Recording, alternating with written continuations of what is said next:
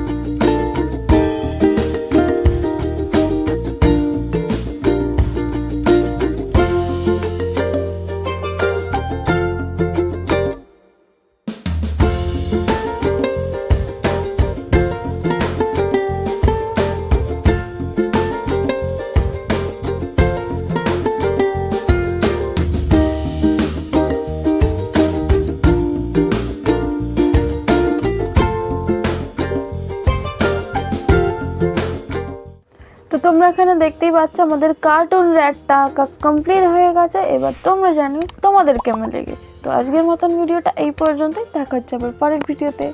তারা